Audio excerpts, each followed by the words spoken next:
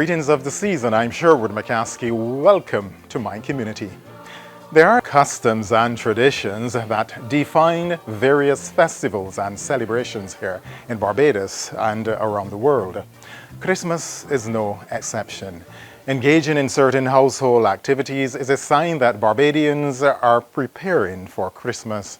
For over 6 decades, Eleanor Braffett has been part of those wonderful traditions that make for a Bajan Christmas.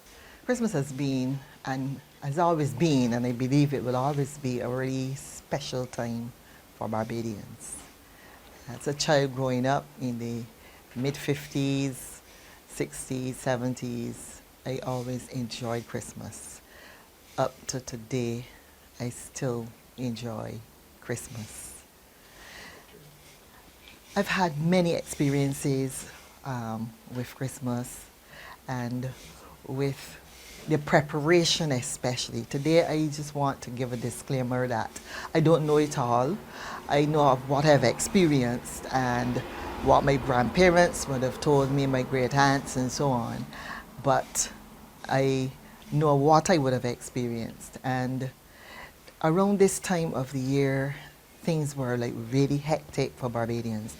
When I say hectic, it was not commercialized hectic. It was hectic in that we were preparing for something that meant so much to us. So coming on to like the end of November, the beginning of December, you pull down every part of the house and part of this for this preparation. So you turn the chairs to the wall.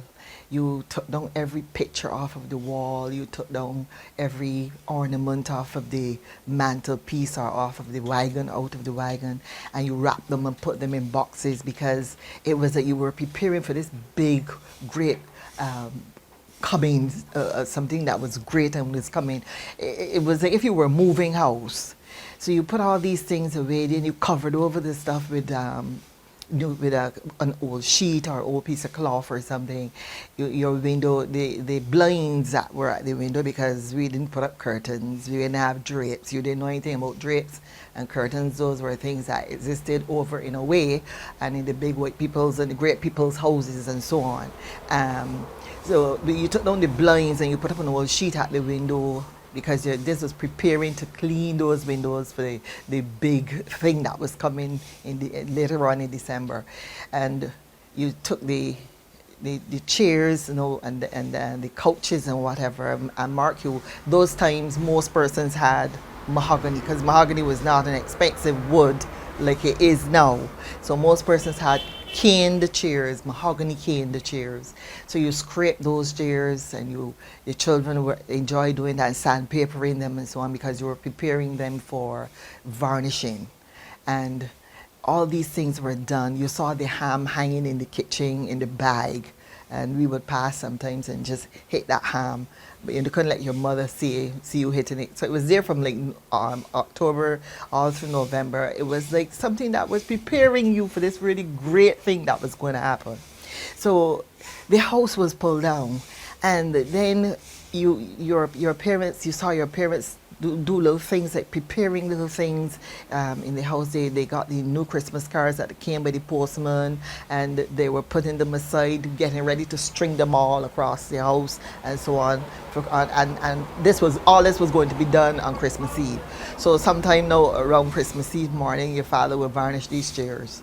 So when you're passing through the house now on Christmas morning to go to church, you had to be pulling your clothes so that you don't get the varnish on you. And at that time, some of the houses, persons who could afford to purchase a little bit of paint and so on, those houses that you could have paint in them, sometimes the paint wasn't dry because you didn't have this fast drying, quick drying paint as you have now. You had oil paint, and oil paint, you know how long oil paint takes to dry. So it was like you were preparing all these things. So you had things like you had to go into the yard and look for, because we had the shed and all that kind of thing. So you had to go in the yard and you looked for all of the Martini bottles and the drink bottles, the juicy bottles and so on. And mark you, they were filled, some of them with slugs, some of them with roaches, some with all sorts of insects in those, but you had to wash them out. and get them prepared because your mother was going to take them now down to the factory or to the supermarket. I think my mother used to go somewhere, Robert Street, and she would get her drinks from there. So all these, you enjoy doing that. Then the reading that took place around the place. Persons just readed and they weeded up all the grass because there were no lawnmowers. Lawnmowers is something that you probably, that you couldn't even say that you saw it on television because televisions were just one-night boxes in certain people's homes. That's another story for another time. But those were things you heard about or you might have read about in a book if you belong to the library.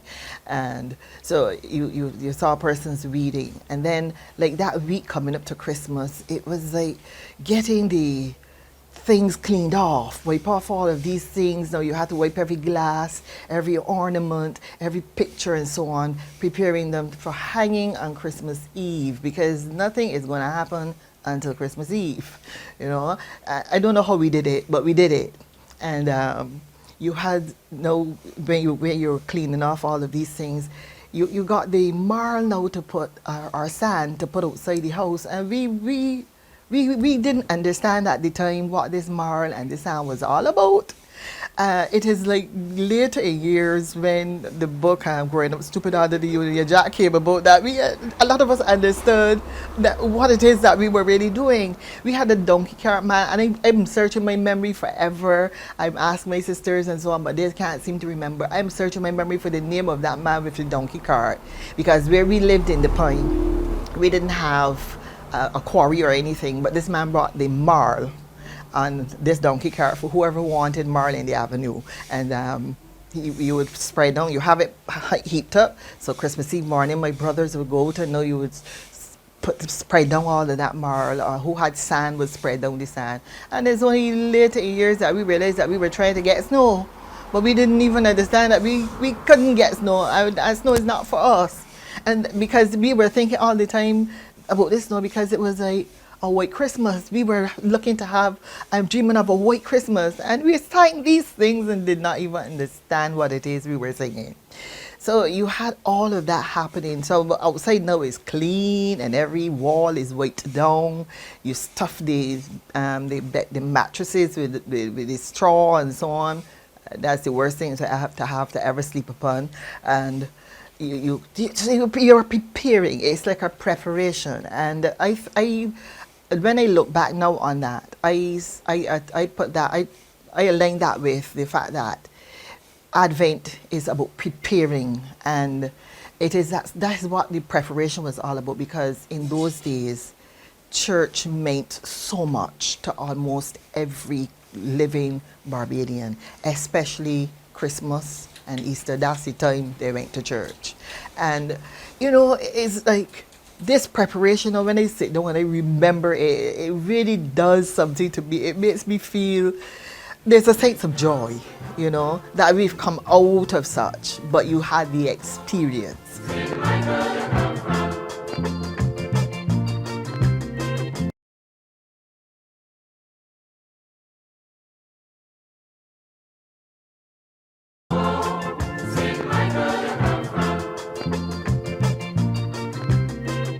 Christmas Eve evening now, I'll tell you about the food a little later, but Christmas Eve evening now is about trying to get the chairs put back in the correct order, stringing those Christmas cards across the house. You have a whole string going from here to there, and one coming from here to there. You pass, you have to duck them, and you're looking to see if your aunt in England sent one, or if your cousin in America sent one, and that kind of thing. So you started now the big preparation. But all the time you're preparing, all the time you're fixing up this house now for Christmas Eve. You're not fixing it, just fixing it, there's a strategic way of doing things. Whether you should put this picture on that side of the wall again this year, or if you should put it on that side. And sometimes we want to hang it here. My mother would say, no, it's for over here this time. And these kind of things really added to the joy. The Christmas tree, what Christmas tree? it was Miss Smith above us. It was either her piece of her marl tree or somebody, the branch of a cherry tree or for somebody's cherry tree. So you put up that, and we had cotton wool, and we made little snowballs to put on the Christmas tree, and there wasn't the decorations and the ornaments and so forth. If your parents were rich enough, or if they had a little money, they may have been able to buy a little piece of tinsel. And that piece of tinsel would just have been one string, and it would go around the whole tree. But balls and so on, those were things that happened over in a way, not here. But we were very happy about that little Christmas tree. I remember one year we had a piece of marl tree to put up as a Christmas tree. I was extremely happy that we at least had a Christmas tree. Obviously, there were no gifts under the tree because your parents weren't able to afford the type of gifts. I'll tell you about the gifts that we got later. But though Christmas Eve evening, these are the little things that you are doing along with making up their beds and making sure that everything is in order. And you're waiting now. What was a big thing for us on Christmas Eve night was to smell that pork potting, because my mother was going to start potting that pork, and the boiling of that ham, because hams were not baked, they were boiled. So you boiled that ham and threw off the water, and you boiled it because, mark you, those things were full of salt. I don't know how many more of us did not have high blood pressure at that time. So you would find that sometimes on the Christmas morning when you got up and you got that piece of ham, it was still very salt. So your mother had to put it back in a big pot and boil it again. Sometimes you boil a whole kerosene oil bottle of kerosene oil to boil a ham, and the ham was still salt. But mark you, it was tasty for us as children at that time. So you're smelling the ham baking, boiling, you were smelling the pork, she's beginning to pot the pork, and then you're waiting for this big thing that is going to happen, because everything now is being put in place, but those blinds are not going to be hung until everybody in the gap blinds are hung. It's because it was a neighborhood thing. So all along you would see people peeping through the sheet, because remember those windows now are not, those persons who have glass windows, those windows are pretty, because we've shined them, we've cleaned them and shined them with newspaper. Okay, and when you shine the doors with newspaper, it is a glass door or a glass window with newspaper. It is really clean, and you're waiting now to see if Miss Johnson has hung up her curtains yet, and my mother would say, no, yeah, we hanging up last. So, and then you hear around 12, 1 o'clock, you hear all kind of ponging, pong, this body ponging up a nail to put up a piece of curtain rod and all that, and everybody peeping to see who hangs the curtains first. But my mother was always saying ours going up last, because she believed in buying these really pretty curtains. And every year they would be like, the women in the gap would be like, whose curtains are the prettiest and who curtains went up first and all that. So by the time you had everything ready, prepared to go to sleep on Christmas Eve, the curtains were, the blinds, because they were blinds, they were just blocking out. They were just blocking out the neighbors from looking into, know their decorations. And the thing is, in those times, you hung your blinds with the right side to the road. The wrong side was in at you, because it was not about decoration, it was about privacy, right? So Christmas morning now, it is that you got up. Some persons would have gone to 5 o'clock service, don't matter how late you would have gone to sleep. But 5 o'clock service now is the in thing for some persons. Some people went to 8, some persons went to 9 o'clock service.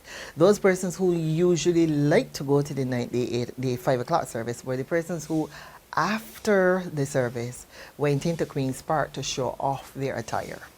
Queen's Park has been around for a long time, that Christmas morning in Queen's Park. I think my father took us 1 year, because we came up really in the church, so we were very much involved in church. So we didn't go to, we like to go to the Christmas morning 9 o'clock service, and I'll tell you that time Bajans were dressed to the nines, And you didn't find anybody going in the park in the jean pants, because jean pants weren't, they're something that we knew anyhow at that time.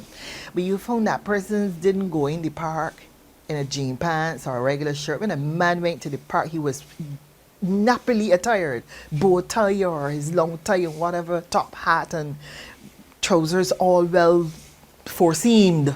So it was like you went to the park to hear the police band and you went to show off your attire after you would have visited and you would have gone to church. I'm not sure how many people really knew what really took place in church on Christmas morning because they were more interested in getting there at that 5 o'clock service and getting to Queen's Park. So you went to church, you came home, you had your Christmas meal. Christmas meals, Christmas food, I must say to you, Christmas food tasted different. It tasted sweeter then and it still does now. Christmas food was not macaroni pie and salad and tossed salad and cream potato or whatever, all the different things that they do now. The stuffing was not a prepared stuffing in the dish. Stuffing was placed, you stuffed your chicken, and it wasn't about you're not chicken, you're a fowl. We didn't have chicken. For us as children growing up, a chicken was a young fowl. So what we cooked was fowl, and almost everybody in Barbados at that time who had chicken, who had fowl to bake for Christmas, it was a fowl that they raised in their yard or some relative raised in the yard. What we now call free range hens and free range chickens, those were fowls in our time, and most persons kill those fowls. They had them raising, so you kill them and you had them prepared, and lots of women potted their meat at that time. Y'all ever ate a piece of potted pork? It's one of the joys of pork. A piece of potted pork, a well potted pork is a really joy to sit down and succulent. Once it's soft and succulent, you will enjoy it. And that all of those things made the Christmas meal different. So you had the jug. I was never a lover of jug. I'm still not a lover of it. I would eat some, but I'm not a lover. So I'm not one of the persons who will run out there to cook it. But I know that my sisters, and I came along in a household that had to be one of the main dishes.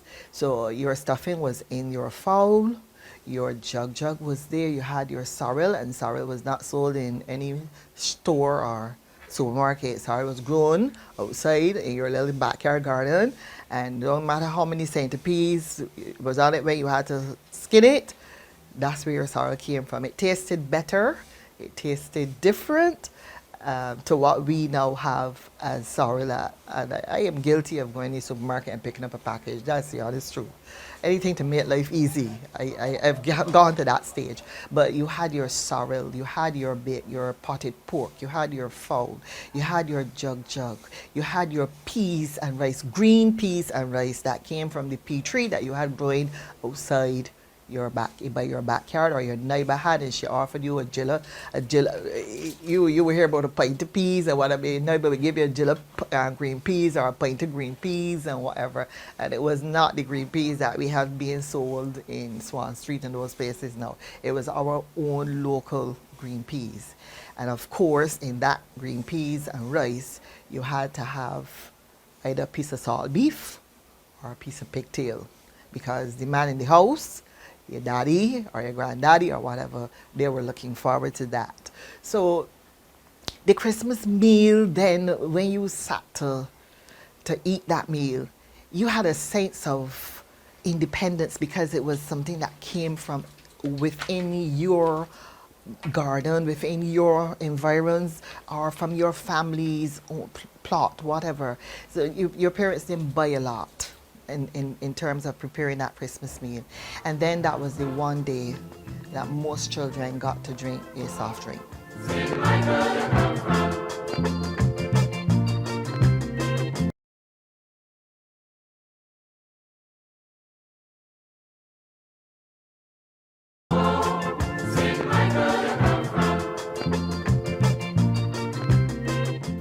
the sweetest soft drink ever made anywhere, a Martinique. A Martinique. I can still taste a Martinique. The Martinique factory was somewhere there in Robert Street, I remember.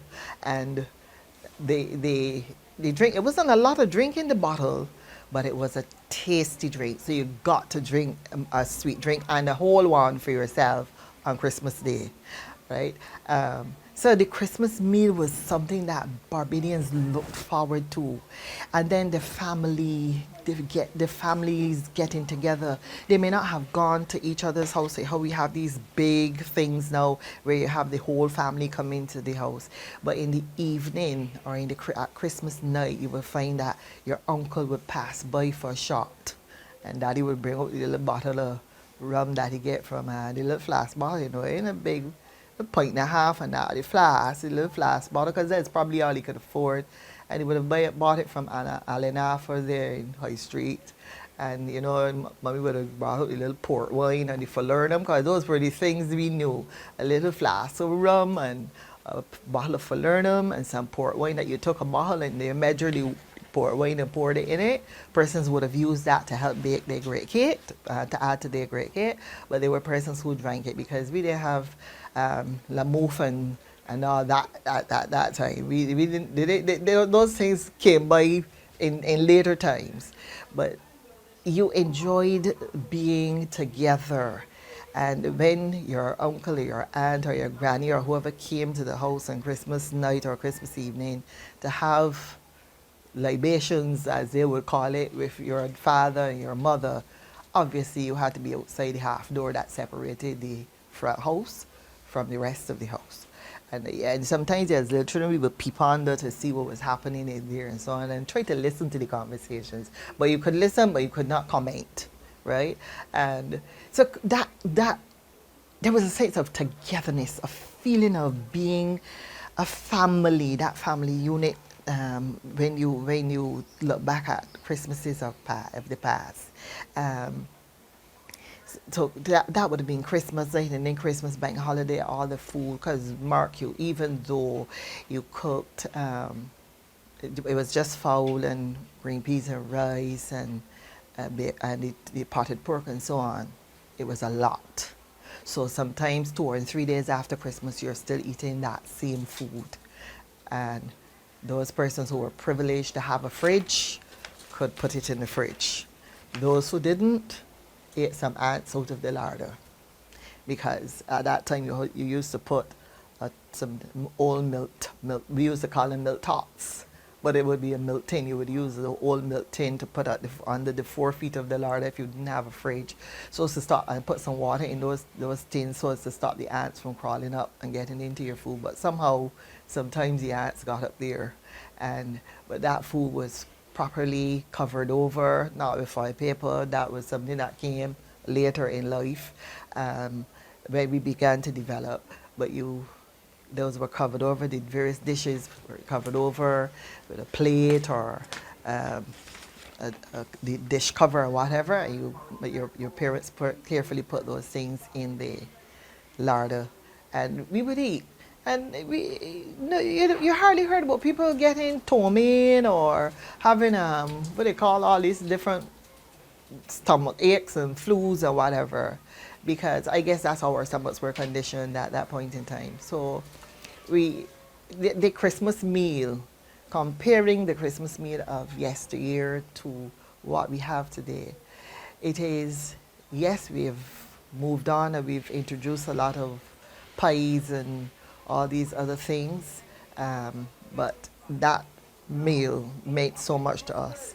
In the evening, you got a little, you got pudding, not cake, pudding. And pudding was what we refer to now as cake, but in that time it was pudding, and it was baked with some yellow butter. I can see the tin now in front of me, and I would give anything to get that butter. But it was a tin, a yellow tin, and it had like blue writing, blue diagrams on the designs on it. I'll remember the name at some point in time. Not Mallow Cream. Mallow Cream came by. You not gonna remember that name because you don't know it. but it was baked with that kind of butter and the eggs that came from the fowls that you grew in your yard.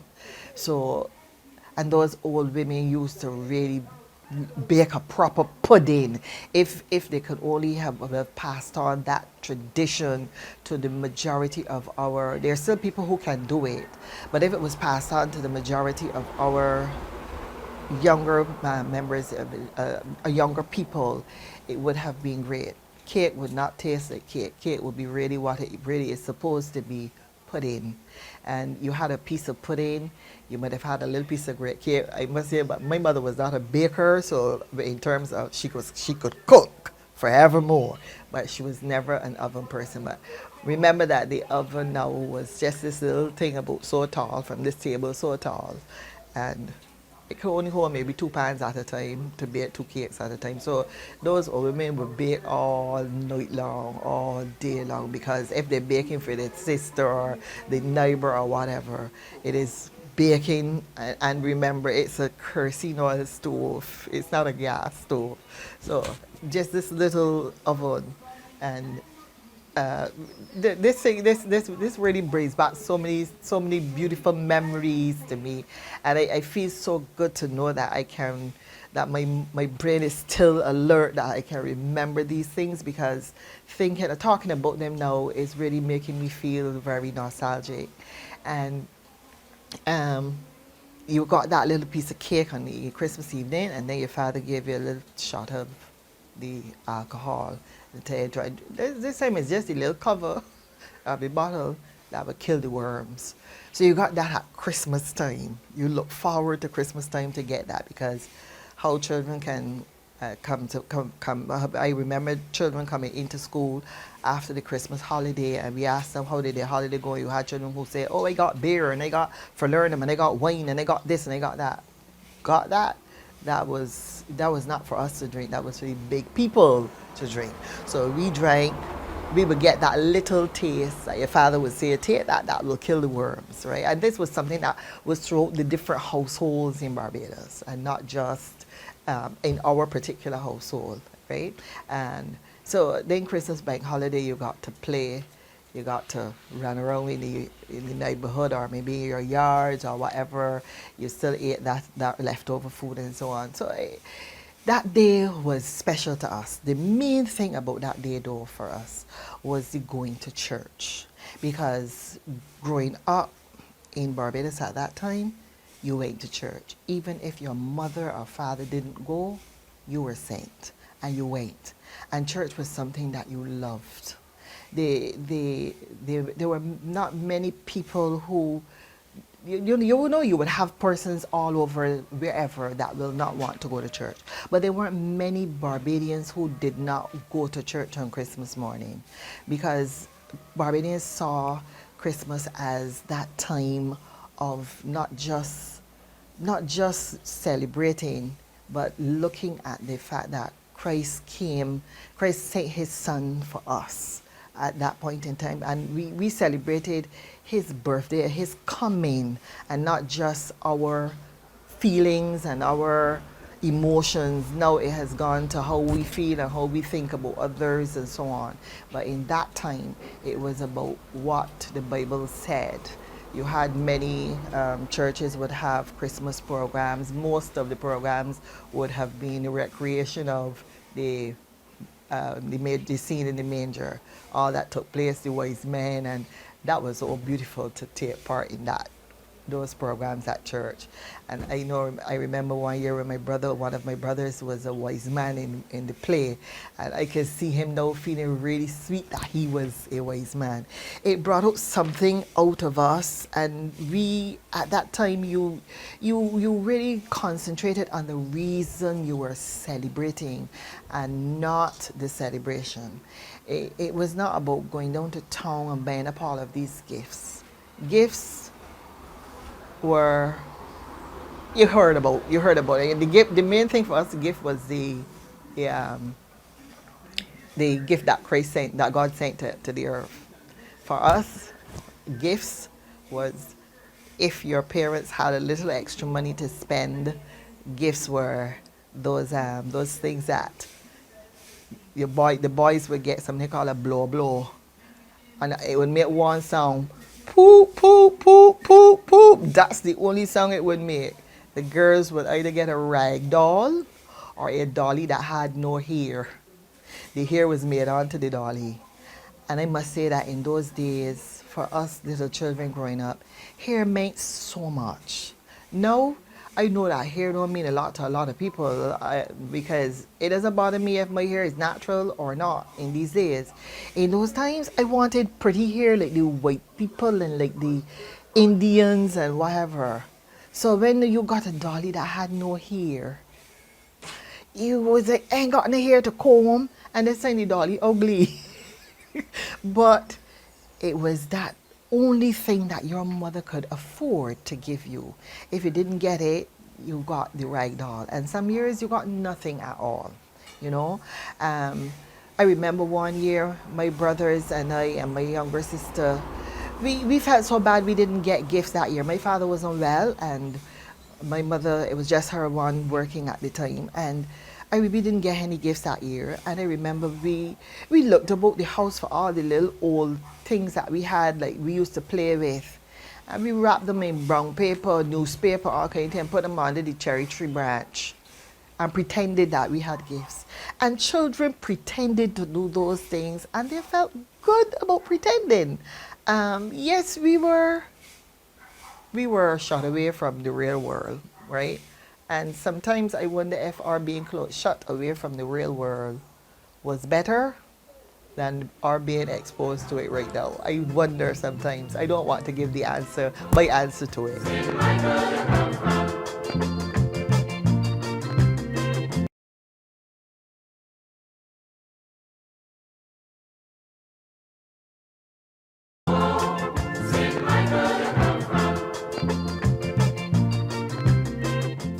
I remember that specific time. So gifts for us was the giving. You know, like I should have mentioned too that in the preparation for Christmas, the exhibition in Queen's Park, I wish we could have something recreated that would be very much like that, because that, when I think of it, is something that I hold dear to my heart. My mother had all of her children enrolled in what was called the Civic at that time, and the Civic was at the top of Swan Street. It was like a friendly society, and she would put down with 10 cents or 5 cents on my card this week, and my brother's on the next week, or whatever she could afford. But around the middle of November, she would go and she would take off some money. And that money was supposed to go to town with, to purchase dresses for my sisters and I, or to buy material for my father was a tailor, so he would make my brother's clothes. So to buy material to make their clothes, and to buy shoes for us. Now, Marky, we ain't going town with her. She's going to take a piece of coconut stick, and she's going to measure our feet and go to town to purchase the shoes. Shoes were white shoes, or black shoes, and brown shoes for the boys. Nobody wore red shoes. There was a story that went along with whether if you wore red shoes. And you don't want to talk about that now. But nobody wore red shoes, and colored shoes were unheard of. It was either black or white, and brown for the boys. And most of the time, it was a white dress for Christmas, because that's what you wore to church at Christmas time, white. So she would go to town and she would purchase some beautiful fabric. Sometimes she would go to Annie Wilson, or she would go to the Costas, had a cloth store towards the back of Swan Street. And she would go and she would purchase these materials and get these dresses made for us, because we went to the exhibition. And we were fascinated by going to that exhibition. The exhibition didn't just mean going in there looking at sheep and cows and pigs and goats and whatever, but some of the largest animals you have ever seen growing in this country. I remember the pigeons used to be big pigeons, And it was a joy for us to go and see these animals. And when you went to that exhibition, you were dressed to the nines. Barbadians went to the exhibition. It was around the 1st or the 2nd of December, around that time. Barbadians were dressed to the nines. It was about going dressed up and looking and seeing what other people had on, and seeing the produce on display, and seeing the animals on display, meeting friends and so on. And that was the one time we got to eat an English apple. It was a candy apple. Mark you, my mother could only buy one. So all 5 of us used to have to bite one piece. Don't bite so big because Merlin got to get piece. Willis has to get piece. So you bite a piece, one candy apple. But we look forward to going to the exhibition to get the candy apple and the windmill. That thing that you had up on your hand and the wind spin it. So everybody took turns in holding that windmill and let it spin around. There was a year I was in 1st or 2nd form at St. Michael's at the time, and I remember my art. I had loved art, and my artwork. I had done this lovely thing called a mosaic cork, faux cork, a mosaic. And my art teacher, Miss Burton, at the time decided to send this mosaic to be on display at the exhibition, because children's work would go to the exhibition as well. I don't have to tell you how I felt when I got in the park and saw my mosaic on display in the park for the whole of Barbados to see. I still go bananas when I think of that. And this time my mother told the whole neighborhood, Marcel got work on at the exhibition. You gotta go and see it. And these are things that made Christmas special to Barbadians. Barbadians went out and over and beyond the call to make certain that they took part in things like that. And you know, it is just humbling sometimes to think about it. There was also the music. The music of the time was not Maisie. Maisie, she came long after. The music was strictly Christmas carols, and then you heard things about those things by Nat King Cole, and those fellas. That easy listening music, and you heard it on. It wasn't what it was at the time. Radio Barbados. It wasn't CBC. You heard it on Radio Barbados or the box in the corner, Radio Fusion, because. And Radio Barbados, you will hear it on that if you were privileged to have that little humdinger or some kind of grunt digger or something, a little something in the house. You listen to that kind of music, and most of it was most of the music would have been the carols.